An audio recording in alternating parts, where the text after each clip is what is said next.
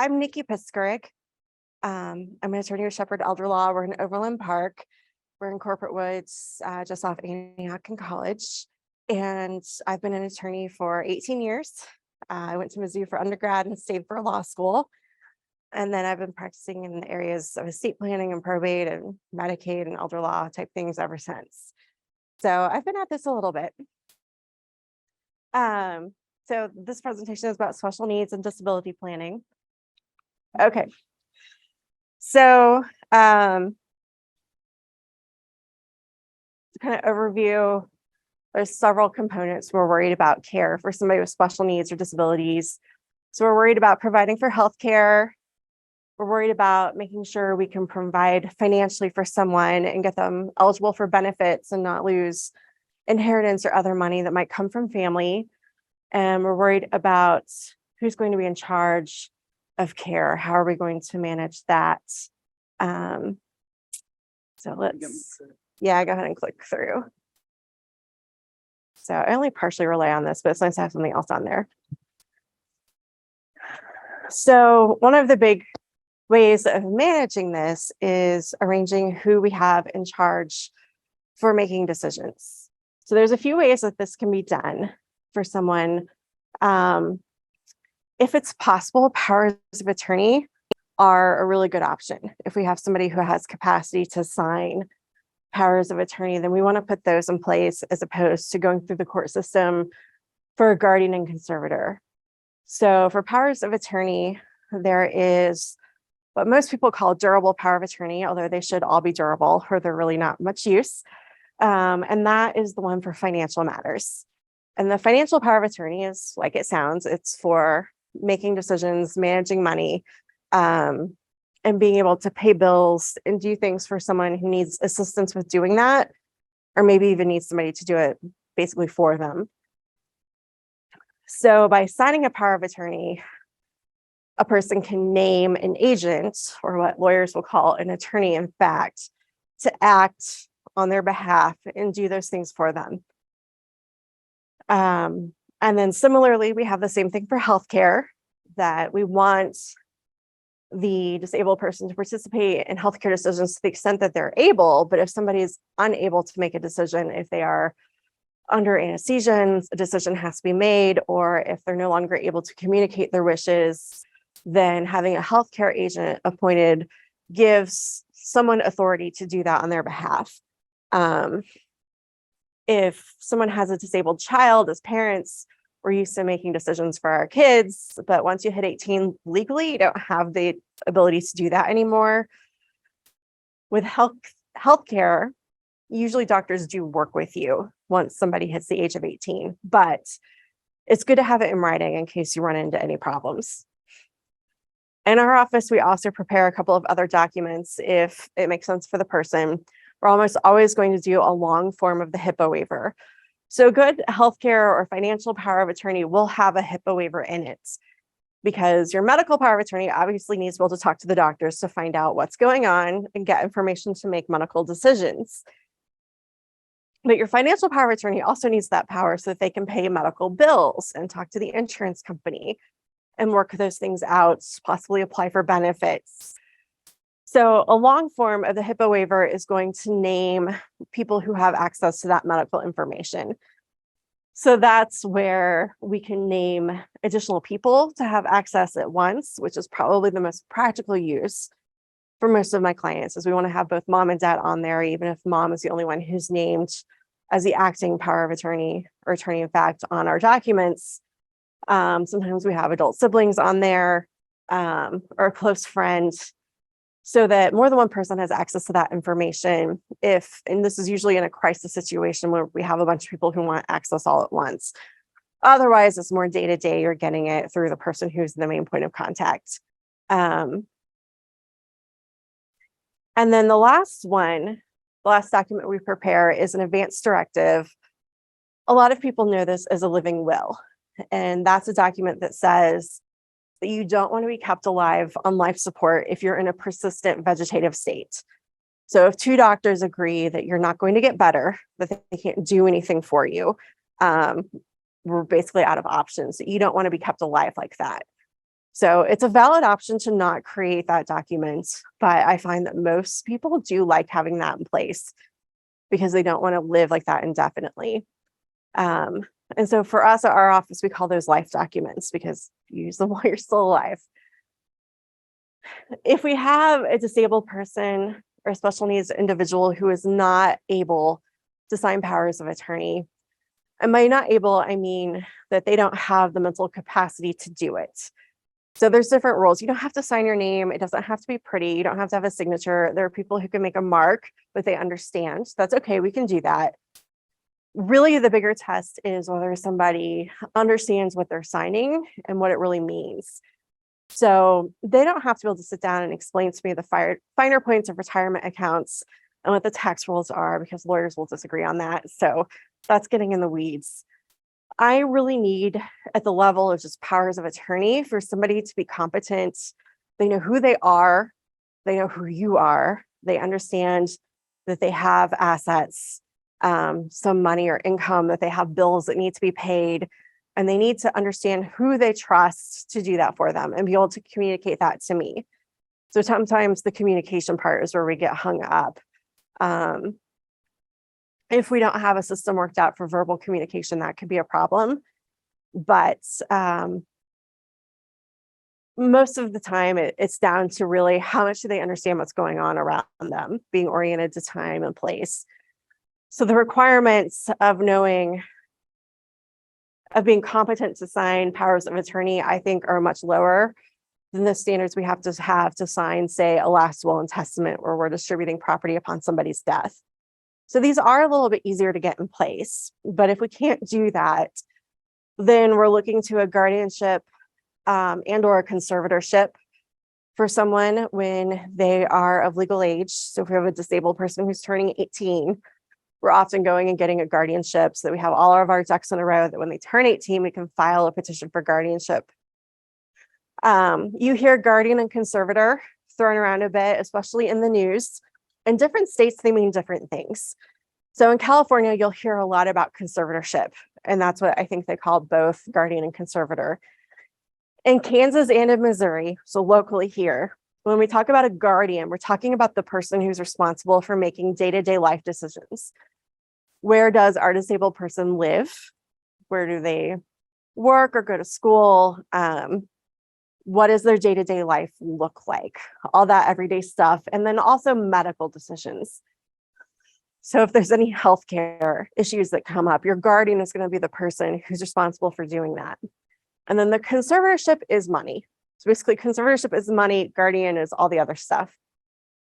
And then a conservator in Kansas and in Missouri, if you have $10,000 of assets or less, you don't have to have a formal conservator appointed by the court. Or in Missouri, we can have someone appointed, but we can make it basically a no further process action, which means you're not filing an accounting every year. You're just reporting to the court that, yes, I have been managing this person's money. But you do have authority then as guardian to manage assets up to $10,000. So for a lot of disabled people, they don't have assets of their own. They have never worked.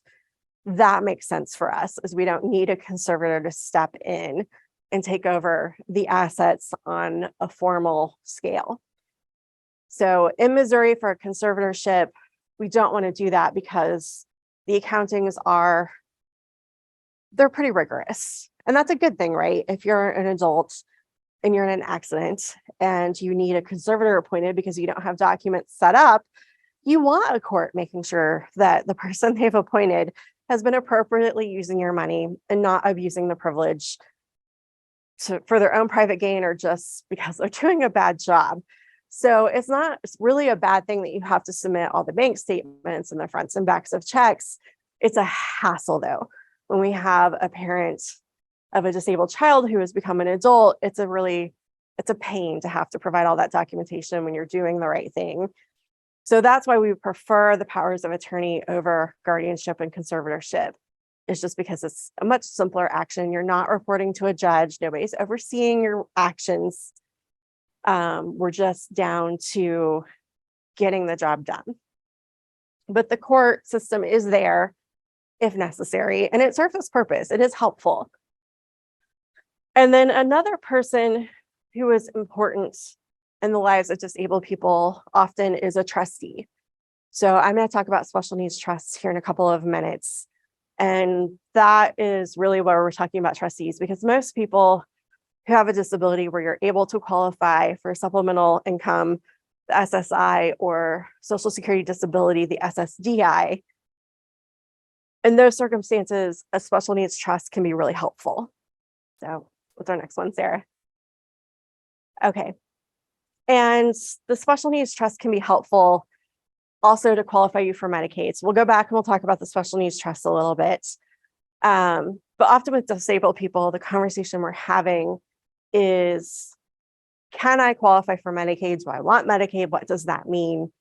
And there's more than one type of Medicaid out there. There's multiple benefits that are offered under the Medicaid program. Primarily with people that we work with, we see Medicaid on the level of it's a form of health insurance for someone who maybe has never been able to have a job and can't work. At some point, you age off of your parents' health insurance, even if you're an adult with a disability. An adult child with a disability, most people are aging out at 26. I think I've seen some legislation that we might be able to keep them on there longer, if not indefinitely, but I don't know if that's passed. So for right now, Medicaid steps in and provides care, health insurance for someone who doesn't have other means of getting health insurance. It also provides long-term care benefits in Missouri at the nursing home level. So if you need skilled care for someone, we're looking at Medicaid to pay for it. If you cross the state line, a lot of people don't realize this. If you live in Missouri, if you go to Kansas, you can get Medicaid to pay for assisted living.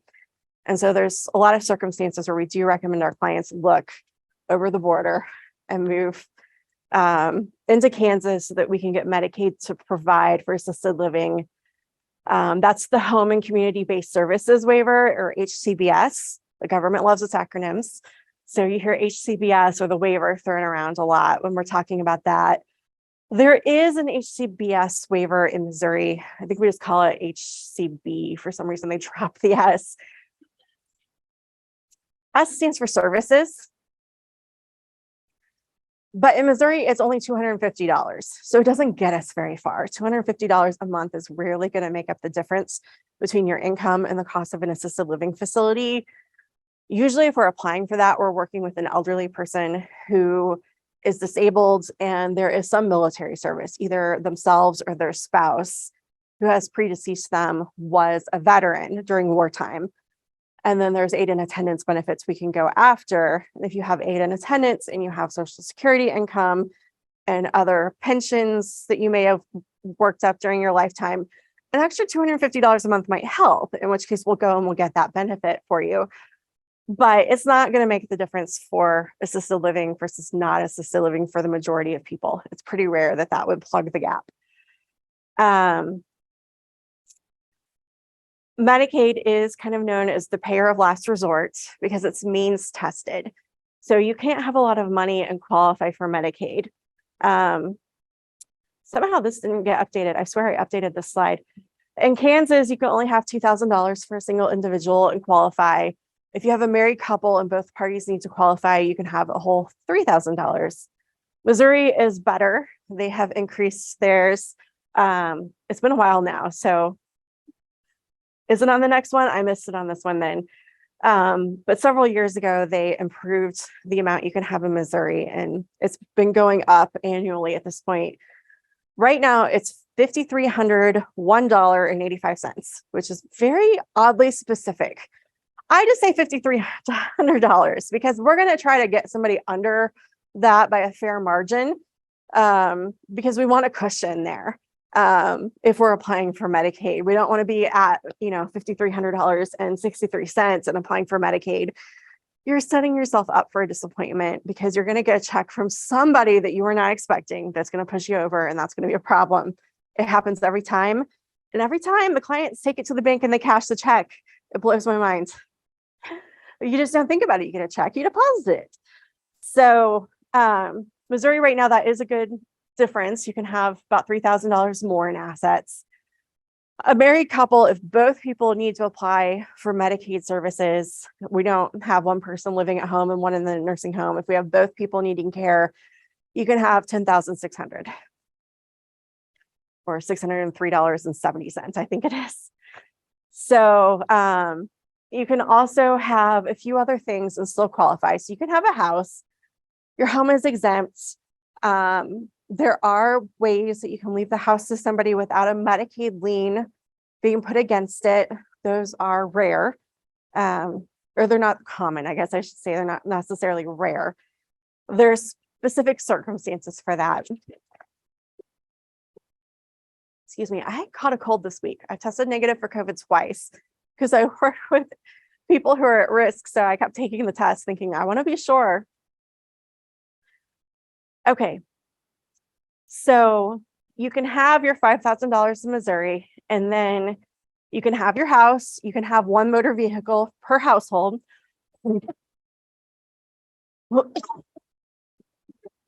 Excuse me. You can have your personal belongings. Medicaid does not want you to count your forks. They're not interested in the stuff in your house. That's way too much effort for them to try to get any sort of estate recovery on the things in your home.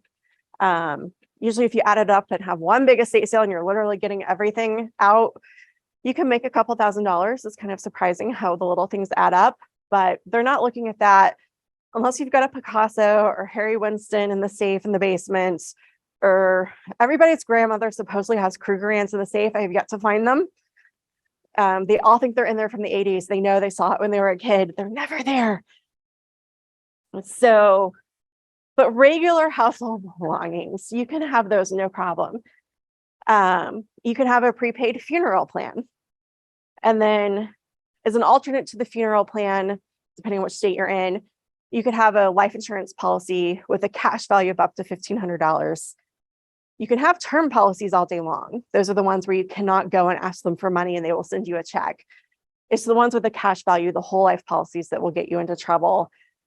I don't often have somebody apply for Medicaid where we keep a whole life policy because usually it keeps increasing on you. And so you're going to be at risk of going above the $1,500. So that's what you're allowed to have and qualify for Medicaid. There are ways that we can spend somebody down and get them eligible. When we're talking about disabled people or special needs people who are going to need assistance, then often we're looking at the special needs trust as a means of getting the money out of their name and into a trust. And that does not violate gifting rules for Medicaid purposes if you do it correctly. Other means of spending down are buying stuff that you need. The tongue-in-cheek way we call it a spending spree. You know, you go and get whatever you need. You furnish the room, you upgrade the car to something that's newer, more reliable. You stock up on clothing because things just get lost in a care facility placement. You do the laundry, things disappear. It's just nature. It's how it works. And so we try to get people to spend down that way a little bit. The primary means will be the special needs trust for moving assets. I think next slide. Okay. Another thing that is means tested that people are eligible for is supplemental security income. So Ssdi, most people talk about disability income, just they throw that word out there, disability, but they use it interchangeably in my experience with SSI and Ssdi. So Ssdi is the one that I think we tend to think about or say when we're talking about it. And that is somebody who has a work history. So if you've got those X number of quarters of work you have to have, I think it's 10 years, so 40 quarters of income reported to the federal government, then you're eligible for Social Security disability based on your own work history. At that point, you just have to be disabled and you have to have that work history in. And if the government agrees with you that both of those facts are true, then you can get Social Security disability. Supplemental security income is often more what we're looking at when we've got a child who's turning into an adult who needs income. You do have financial limitations. This is similar to Medicaid numbers. It's not an accident. But in this case, it's a federal benefit, so it's limited to $2,000 that an individual person can have. If you have any income, it reduces the supplemental security income dollar for dollar. It's a dollar in, you lose a dollar from SSI. But you can still have your home, your vehicle, your personal belongings, and the funeral plan, those kind of things. You're allowed to still own those the same way that you are with Medicaid. So sometimes when we're setting up a special needs trust, we're also doing it for this purpose, to get somebody eligible for the supplemental security income benefit that's going to help them pay for things that they need. Okay. So we get to the trusts. This is how we do it, typically for disabled people. So the purpose of a special needs trust is to get eligibility for someone who would qualify for benefits because they have a disability, or to maintain eligibility for someone if assets are coming towards them from somewhere in their life. So in order to create a legal special needs trust, you have to be disabled. And by that, we typically mean a disability determination from Social Security. It's okay if you're working on that. You have to be under the age of 65. That's getting pushed a little bit by some attorneys, but for now, the safe rule is to say you have to be under 65, and it has to be created by the beneficiary, one of their parents, a grandparent, a legal guardian, or the court. And by the court, we're usually meaning the conservator through a court proceeding. The trust has to be for the sole benefit of the disabled person. You can't have the disabled person and all three of their siblings be the beneficiary of that trust. It's got to be separate from the others. The usage of it, there's pros and cons of anything we do. For trusts, for special needs trusts specifically, the benefit of them is we're going to help somebody be eligible for benefits. The downside of it is you're losing control. So the disabled person cannot be the trustee of the trust, and they have limited access to the funds of the trust during their lifetime. So the trustee can spend money for the disabled person for a broad range of categories. We get into the weeds when we're working directly with clients so they know exactly what to do. But the rule of thumb is you can't spend the money on the costs of the residence. So if you're making a mortgage payment or a rent payment, we don't want to distribute trust money for that because it's going to reduce benefits. And we don't want to spend trust money on basic utilities. So we're not talking cell phone and internet and cable. We're talking about electricity, water, sewer, natural gas to keep the heat on.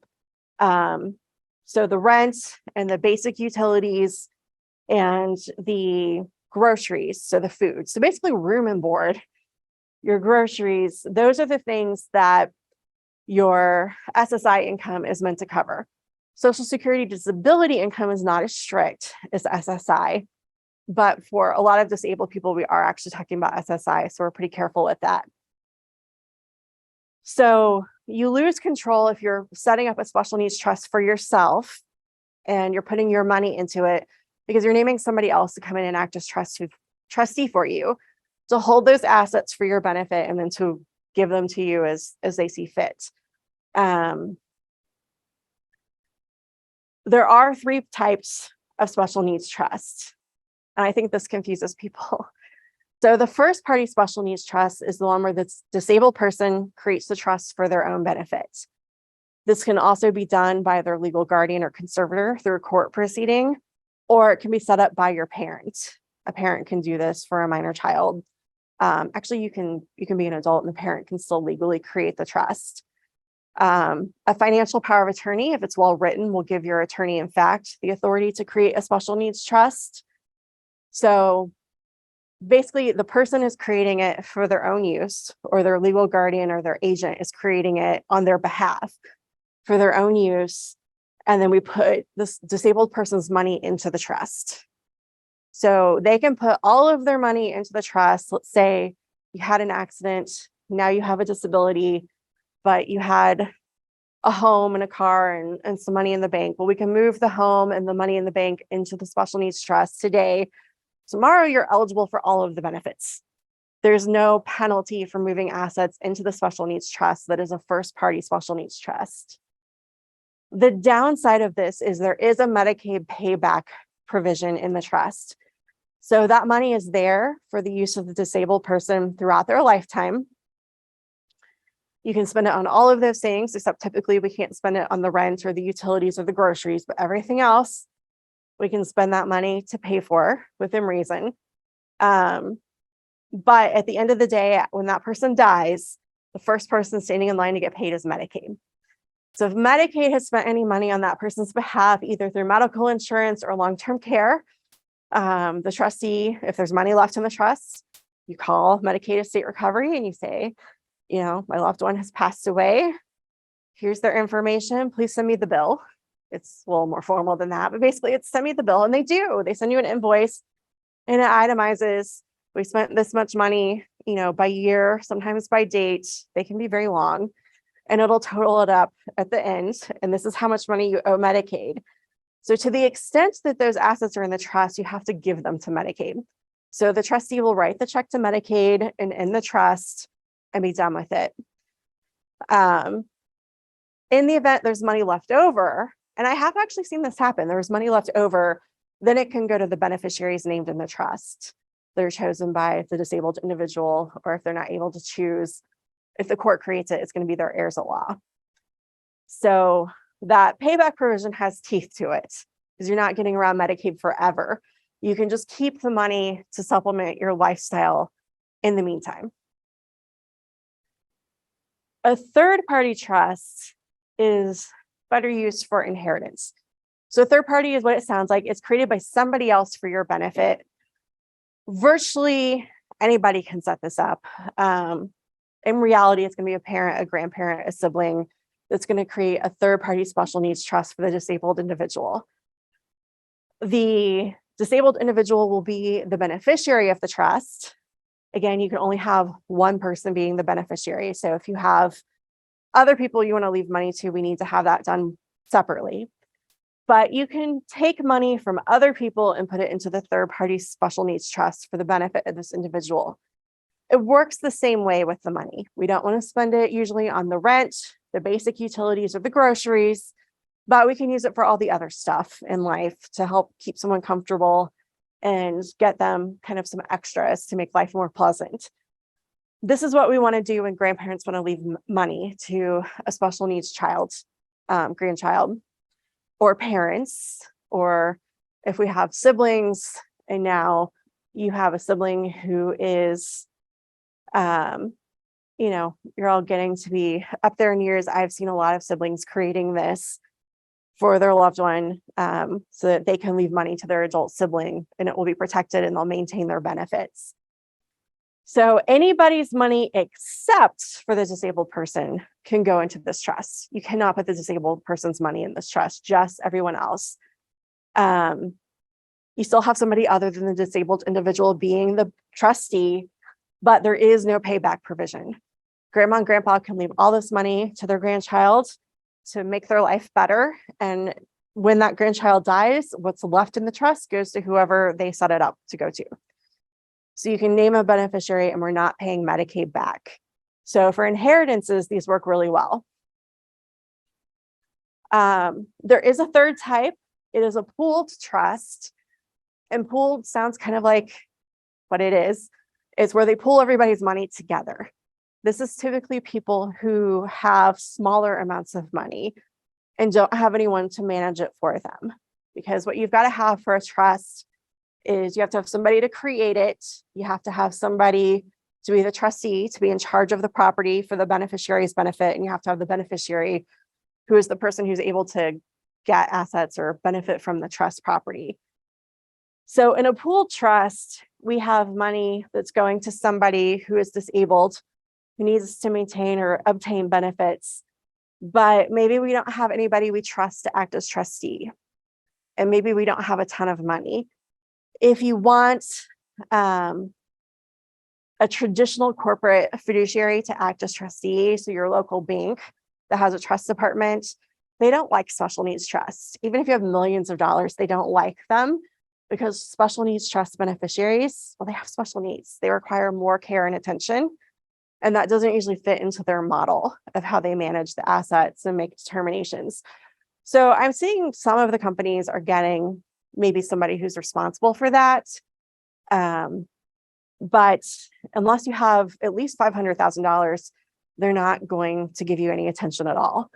So that's where the pool trust came into effect, is people who are getting an inheritance of $15,000 to screw up all their benefits. But boy, that'd be nice to have.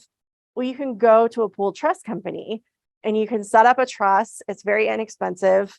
I think it starts at a couple $100. I think the maximum that you can pay is only maybe $2,000, if I'm remembering it correctly from one of the local ones we work with. And they will take the money and invest it with everybody else's. So we have enough to actually invest it and get you some return. And then they'll talk to you and make distributions and make sure they're not going to screw up your benefits when they do it. And you've got that person managing the money for you, even though they don't really know you. It's a company that will do this. There's a few of them that are out there in the Kansas City area. We like ARCare. It's spelled ARCARE.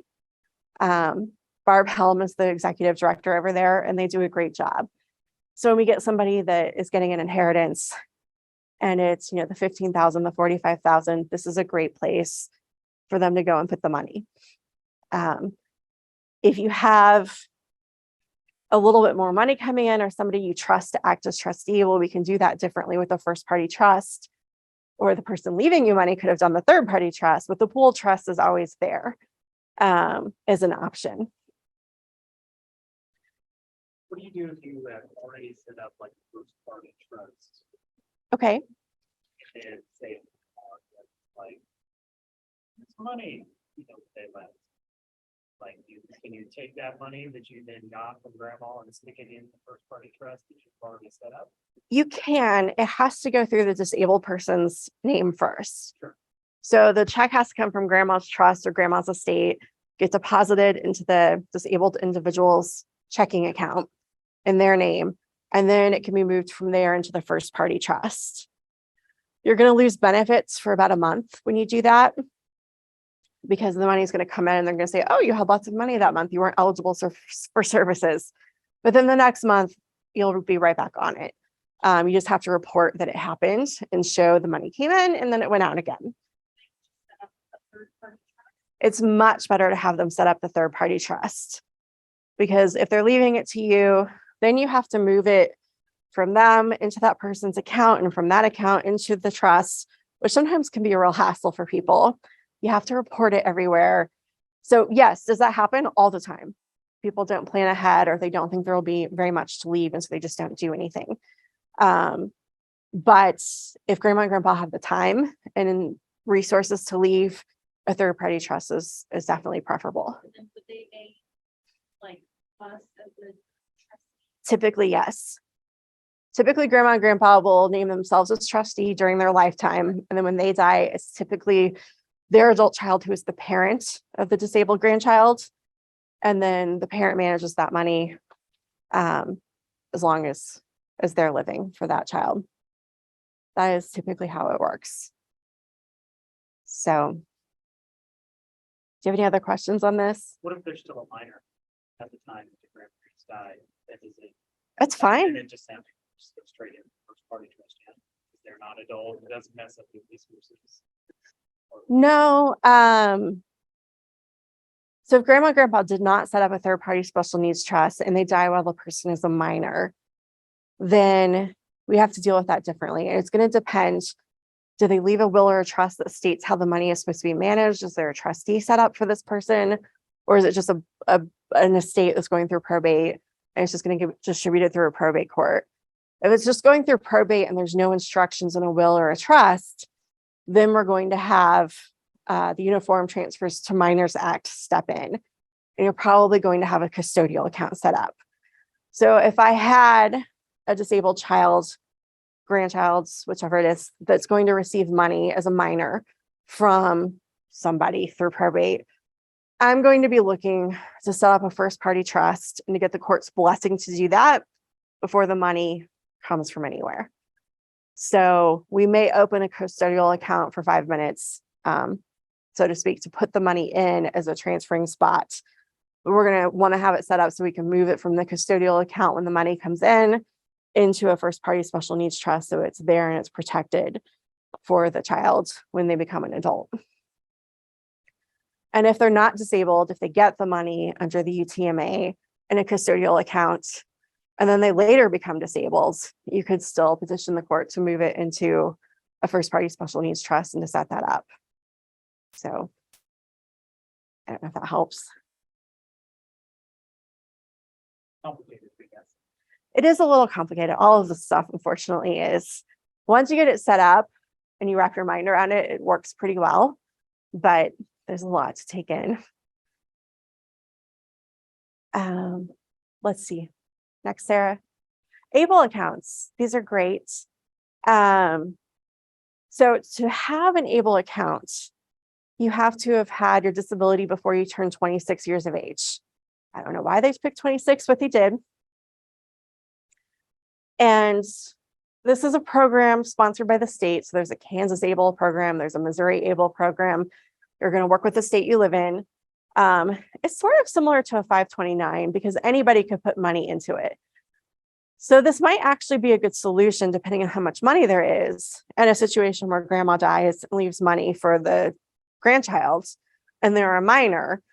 Maybe we would just want to set up an ABLE account. This might be another way of handling the money without going full special needs trust with the assets. The restriction is you can only put $16,000 a year in. So that is tied. It's the same number as your annual gift exclusion amount. So you can give $16,000 without gift taxes. People know that number, but it's not the same thing. And that's just the limit on how much you can put in there. And so this is a way that a disabled person can accept gifts from other people. So Christmas gifts can go into an ABLE account if they're getting checks from grandma or aunt and uncle. Or if grandma and grandpa want to give money to 529s, but they know your disabled child may not use that money for education in the traditional way, we can put it in an ABLE account. It could be used for education if we find a program that's going to be helpful, or we can use it for something else. So it's a way of making gifting equal that can be helpful. These funds are not counted when you're applying for Social Security income, the supplemental security income, or if you're applying for Medicaid, these are exempt from that. And you can only have the one account. You can't have them set up in every state across the country. You've got to have just one set up in the state where the disabled person lives. If you move, you can take it with you, or you can keep it in Missouri, probably, but you would need to do something with that. There's a website where you can get information. It's just savewithable.com. So if you have somebody under the age of 26 that has a disability, these can be really helpful. Is there a threshold? If you pass the threshold, then it will count against, it will count as a resource against you. Not in an ABLE account. Not an ABLE. Yeah.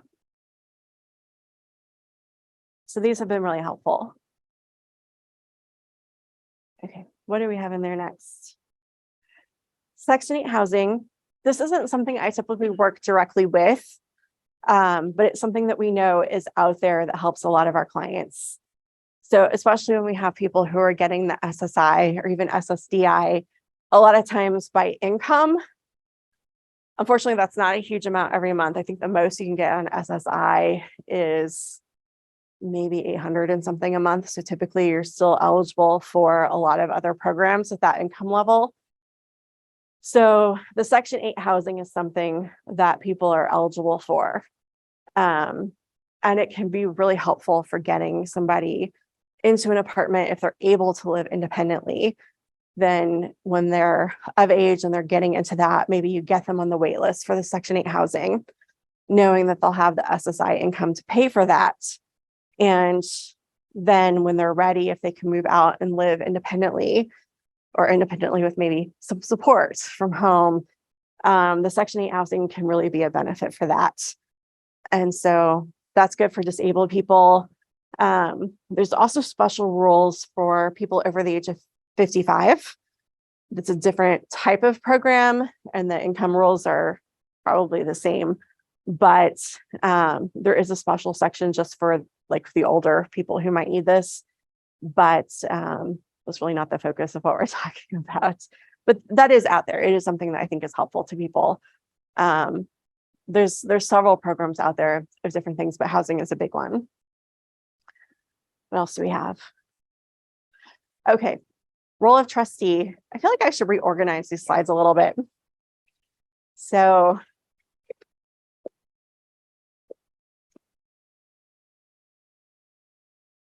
I think we talked a little bit about the trustee as the person who manages the money for the beneficiary. So basically they're the ones who owns the title and balances the checkbook and pays for things. The trustee is responsible for making wise distributions that aren't going to make you ineligible for benefits or disqualify you. They're responsible for prudent investing. You don't have to be perfect. You just can't be reckless. There's actually a Uniform Prudent Investor Act that I think both states have adopted now. So if you invest in Apple and the stock market goes down, you're not going to be penalized for that. If you put all the money into your friend's new startup business that's risky and the money goes away, then you probably would be held somewhat responsible for that. You know, there's a different standard than what maybe you might do with your own money, because there's somebody, you have a fiduciary duty.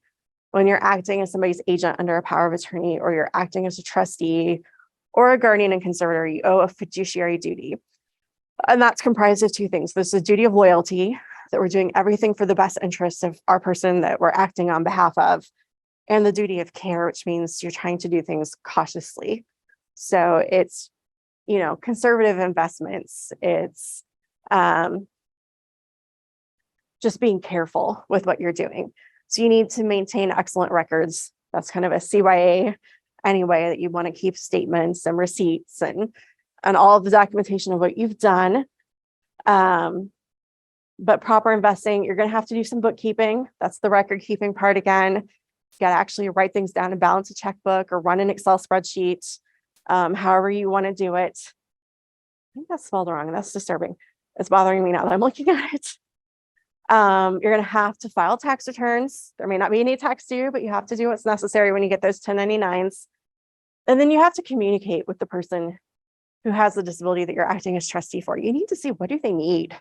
You know, what can we help with? And when it's your own child or a close family member, that's usually kind of obvious, but it's an obligation of the person who's acting as trustee. And then, oh, this is just saying it takes everybody. It takes the family members, it takes people to assist legal things and financial things. And then there's a lot of community organizations that can really help you find resources and other people in similar situations that can do a lot of good. There's quite a lot of that actually in the Kansas City area. It's really nice, the community that we have here. So I think that's it. Is that the next to last one? Yes. So I'm at Shepherd Elder Law as an attorney. Samantha, she's the owner of the law firm. She also started Assured Trust Company. They act as trustee of typically for special needs people. They'll act as agent under powers of attorney, and they will act as trustee, because what she saw is this gap in the market of, if you don't have 500,000, Commerce Bank is really not even going to talk to you about being trustee, and they don't really want to pay attention to a special needs beneficiary because they're worried about making mistakes. It's not that they're callous or cold. It's more that they know that it's fraught with complications, and they don't want to do a bad job for somebody because it's just not what they do. So that's why she started Assured Trust Company. We have up to 6 trust officers now. I think we are. I don't actually work with them. We share office space at this point. But I think it's really great because I've done this for a long time and it's really hard. we don't have a trusted family member, and mom and dad are aging, we have a resource, and that's been good. And then she also has the special needs assured 501c3 charity that she set up to try to raise money to promote awareness of special needs benefits and things that you can do for people. She's just getting that off the ground, but it's been good since she's got that going. So that's kind of what we have going on at our office. All right. I think that's it. If there's no other questions, thank you, Nikki. and All right. Sarah, for a great presentation. Thank you for having us.